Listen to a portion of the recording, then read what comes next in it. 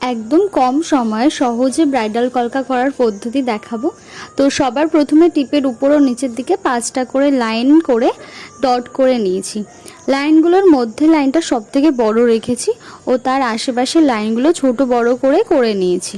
এরপর টিপের সাইড থেকে ত্বক কলকা একটা উপরের দিকে ও একটা নিচের দিক করে নিয়েছি। অনেকেই বলো কলকা করার পর আইব্রোর নিচের দিকে লেন্থটা সমান হয় না। এক্ষেত্রে যেদিকে সবার প্রথমে ত্বক কলকা করবে সেই ত্বক কলকাগুলোকে গুনে নিতে পারো।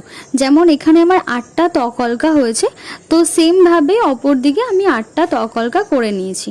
এরপর দুটো ত্বক কলকার মধ্যে যে গ্যাপিংটা হয়েছে উপর ও নিচের দিক করে দুদিক করে লাইন টেনে নেব। কাজটা যেন ভরাট লাগে সেই জন্য ত্বক কলকার ভিতরের দিকে একটা করে লাইন টেনে নিচ্ছি। লাইনগুলোর করে নেওয়ার পর ত্বক কলকা সহ সব লাইনগুলোতে একটা একটা করে ডট করে নিচ্ছি। একই পদ্ধতিতে অন্য দিকেও সেমভাবে লাইন টেনে ডট করে নিয়েছি। অনেক ব্রাইডরা আছে যারা একদম সিম্পল কলকা পছন্দ করে, তো স্পেশালি কলকাটা তাদের জন্য।